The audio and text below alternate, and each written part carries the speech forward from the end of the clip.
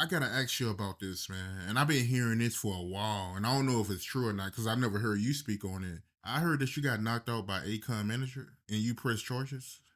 Well, first of all, I ain't never pressed charges on nobody.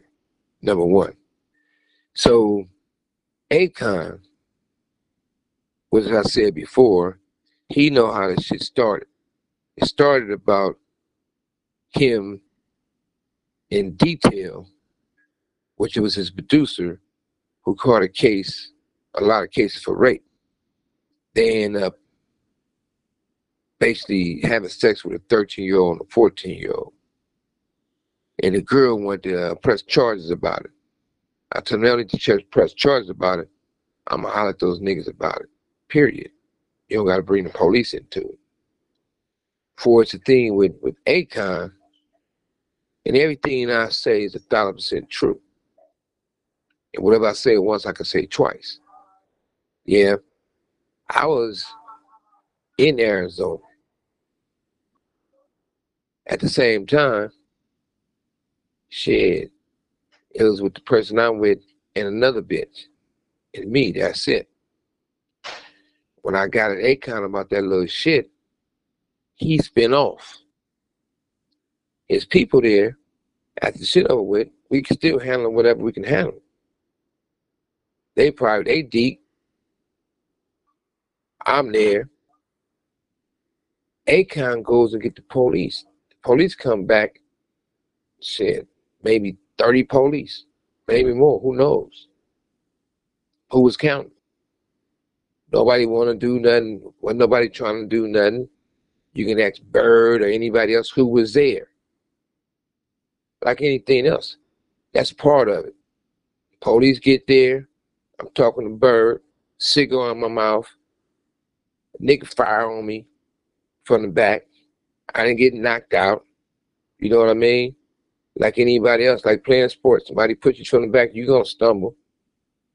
I turn around to get on these niggas. I got tased by the police. Well, probably, I ain't saying it was 500, I don't say it was 1,000, whatever that little strings come out the gun was all everywhere. They handcuffed me, was taking me to jail. Before they wanted to take me to jail, they took me by the hospital because they thought I was on Sherm or some type of drugs because I didn't pass out. After all the tasers and all that shit. Didn't tell on that dude, didn't tell on none of those dudes. And the only reason why old bitch ass nigga probably stopped fucking with the nigga because I told those niggas, me and that nigga gotta run it. Ain't nothing being mad about nothing, ain't nothing, that's just part of it. And if I can't find him, I'm gonna keep hollering at y'all until I find him. So, somebody told me they was at the studio. I thought the fool was at the studio. They're like, man, they up here deep, bring the homies. So I don't gotta bring nobody. I put up there this with a bitch. Get out my shit. Chris Brown was right there. So what's up, nephew? He had to go to his little thing. I said, well, you need to go and get out of here. Because I ain't trying to, he was already going to some class or whatever he had to do. However, as he started walking off, I asked Akon brother, where Akon and where that nigga at? They up there deep, so he thought he had a little confidence about himself. So I fired that nigga shit up. Later on, couldn't find out it's two chips. Only thing I know, the nigga fell down, got up, took off running. And I went behind him chasing and told all the other motherfuckers up there, we can do whatever. I know I get a phone call of them panicking, talking about his teeth chipped or whatever. Call themselves like they want to holler about something. I said, well, look, I ain't gonna do all this back and forth on the phone. I ain't the tough guy. Let's just meet up before I can apologize in person. Their response was, meet me in their hood. So I pulled up in their hood. Sat there for a while. There was a no-show. That's it. That's all. All the little extra shit. I ain't the one who called the police. I ain't the one got to deal with the police. Even when I got shot, I didn't deal with the police. You know, you got people, you got a motherfucker in Miami, some dread dude. Never seen that fool in my life. He said he shot me in Miami. All right. I'm not saying it's true, it's not true. But what I would say is, sound like he just trying to get attention, get noticed. If you shot me, believe me, I know what type of bullet it was because how it broke my femur and anything else. He probably couldn't even tell me what type of gun or what type of bullets it was because it wasn't regular bullets. So that bitch ass nigga need to go over there and finish sucking on his mother's pussy. For his Akon in detail being a little pervert rapist, everybody knows what they do. For his Akon doing an interview, doing a song with 6ix9ine, want to talk shit about me, that's self-explanatory. What that means. For his another little penguin looking motherfucker goes and say he shot me and do a rap song. I didn't know it was so many old ass niggas who supposed to be gang members all of a sudden turn rappers. But you know, it don't surprise me. He gonna get the support of Busta Rhymes. I don't even think Busta Rhymes got any kids. If he do, it'd be surprising, because I ain't never known two men to be able to make a baby. But at the end of the day, that didn't happen. I didn't sue them. I didn't come at them with no bullshit. I dealt with it like I supposed to deal with it. I dealt with them personally. No more, no less. The past is the past. That's what it is. I'm on a path for my freedom, and I'm on a path for like the culture of hip hop and the culture of my people. If I don't know how to do nothing else, I know how to be a fuck up. So I'm trying to be on some other shit. But the bullshit is the bullshit, you know? So the people saying that you got knocked out, that's a lie. Never happened. Oh, he swung on me. I didn't get knocked out. Shit, even when the police stepped in, if if if I was the one knocked out, why I'm the only one tased? Why the one ended up in handcuffs? And I still had my shades though, still had my cigar in my mouth. So shit, that's self-explanatory. But you trying to tell me if it's 20-some niggas, just me, 30, 40 police roll up to get me, and when you look at it, I'm the one getting handcuffed? So if I was knocked out, why they handcuff me? I'm not gonna say he didn't swing on me, but that's nothing. Shit, I'm quite sure he'll understand when we run into each other. But I ain't never. Shit, matter of fact, Akon broke it down. Once I got on his brother, he broke it down to the point where he ain't fucking with the nigga no more. He separating himself because he don't want to be affiliated with him and somebody get on him. So look, I can go on and on facts of the truth. I can go on and on and say I come to a motherfucking concert in Akon there and they call the police. They gotta leave their car. I ain't the one doing the running. But at the same time, I ain't the one trying to scare nobody either. So at the end of the day, I wanna like do something for the culture and rebuild hip hop. At the same time, it's sad for all these talented artists out there and they're not making the money like they should make. At the same time, since they're not selling CDs anymore, they're getting robbed. You look at streams and nobody's policing it. Nobody's saying, out of these many streams, who's really taking count? So out of 1,000,000 streams, you're only supposed to make 300,000? If you have a 50 million streams, you should be getting 100 million advance for a company. Because they're making money off you niggas from advertising. which is sad, and you guys not getting none of it. Now they got everybody feeling, okay, only way you can make some money is to go on tour. That's good, but tour is very hard work. The industry is treating the artists like strippers. If you go to a strip club, you got the owner of the club making money off the drinks, making money off the people paying to get in. Then you got the stripper go up there, she naked, sweating, sliding her pussy up and down a pole, jumping on niggas' laps and doing whatever they gotta do. And once they get their tips, before they can leave that motherfucker, they cashing out the owner. So the owner getting anywhere from 40%, sometimes 50% of their bag. That makes no sense. So now they want an artist to go on tour, get on stage, shake their ass, turn flips. The people who own the stadium or arenas making the majority of the money.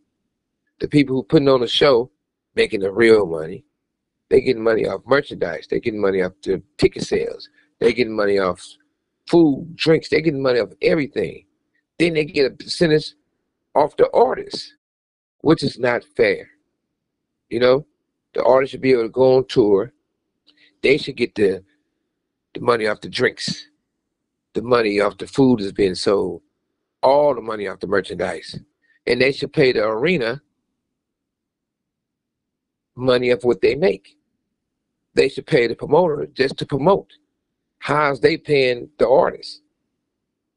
Because without the artist, it wouldn't be no show. Without the show, it wouldn't be no money. So these are the things that we got to focus on. We focusing on the fact that you got people who never been in the business who destroy the business. You got people like want to be everything but what they was. If you look at it, you take Reg. I know Reg's father, I know Reg's family. I know Reg. Reg's never been a music guy. Reg's never been a street guy. I think Reg started being a police at 18 years old.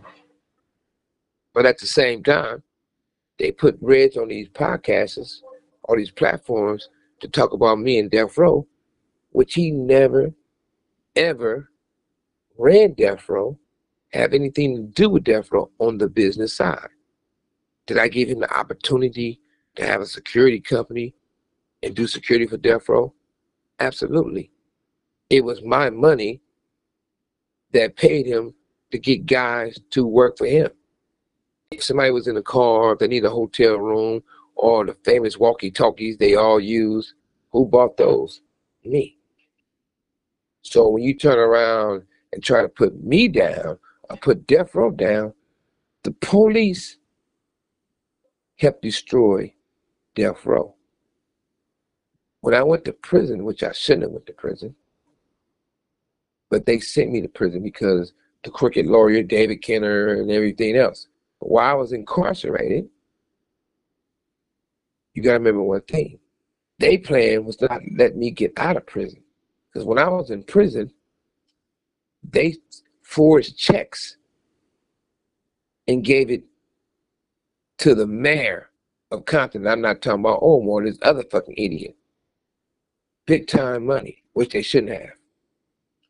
When I was in prison, all the sheriffs who claimed that we push rap music or gangster rap, or we black people from the ghetto who they don't like, why have all the sheriffs was in my luxury box watching Kobe Bryant, one of the best players that ever played the basketball game, along with Shaq, in my luxury box at the brand new Staples Center they just built. Drinking great champagne, expensive wine, expensive food, all on me. Now, do that make sense? Then when you really look at it, people want to go and say, I was broke. If you say I'm broke, I'm broke. Motherfucker who got money don't got to try to prove he got money. But at the same time, let's see what these people was doing before I gave them opportunity.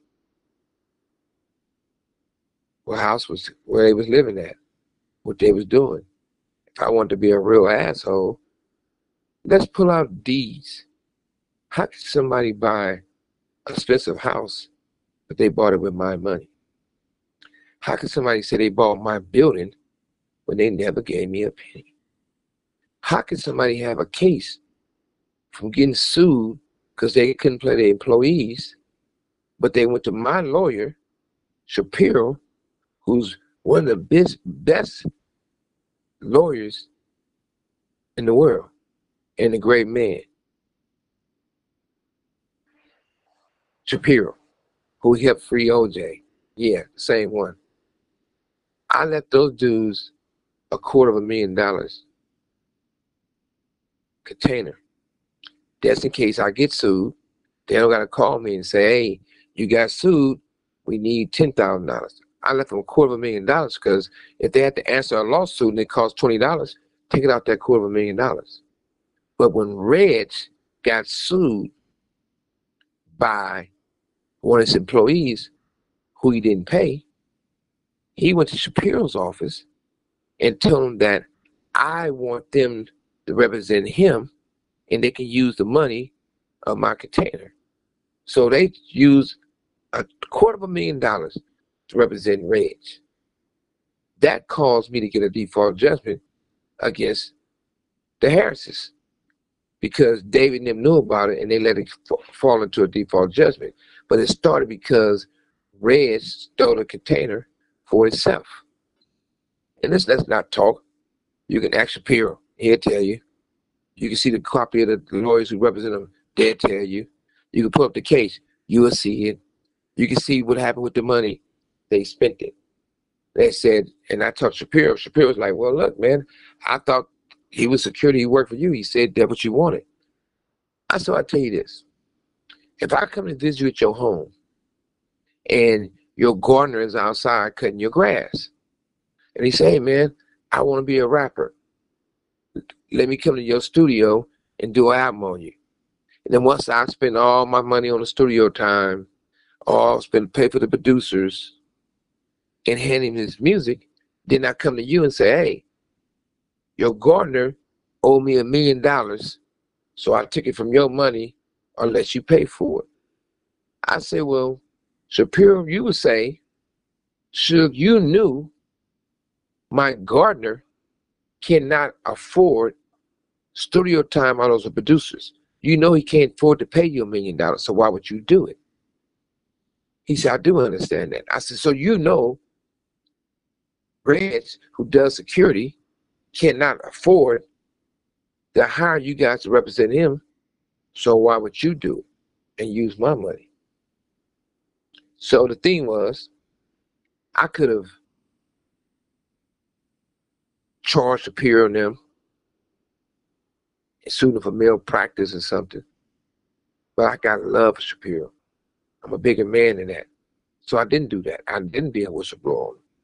I could have pushed the issue on Shapiro, and Shapiro would have put Reggie in prison to fraud $250,000 and lie about somebody else's money to represent you. That's a serious crime. I didn't have nothing against Reg, just want to see him in prison. I don't wish prison on nobody. And I do have respect for Reg's mother. And my mother had respect for these people. So I swallowed that $250,000. But to go around and make up lies and say, hey, I'm the one who brought the bread, everything these people ever got in life still come from me today. When you really look at it, somebody told me that Reg said that I'm going to places and asking for a hotel room. Sounds crazy. And somebody said they got me a motel room. Stupid as fuck. Any person that know me, any person in the Los Angeles area, know that I'm gonna be at the Four Seasons, I'm gonna be at the Peninsula, I'm gonna be at the Beverly Hills Hotel. And they keep a credit card. I never have to do nothing but say, hey, I'm coming, give me my same suite. I done spent $1 million at those hotels by myself. When you turn around and look at the fact that these people can say that, or Reds can say that he didn't want to go with me because I'm asking for somebody for something. Red's never traveled personally with me as a friend. Never. He never really went nowhere with me, period. And if they did go somewhere, these guys are doing a job. Not You're not in the jacuzzi with me with 10 bitches. You're not shopping with me. You're not on a private plane with me. It happened one time, and we know that didn't end well. So where is it? Then when you look at it, nobody's talking about their life. They got other things to talk about. People are talking about stuff or people they never met. People are talking about stuff that they never lived in my shoes. They telling my story, death row stories that they never had anything to do with.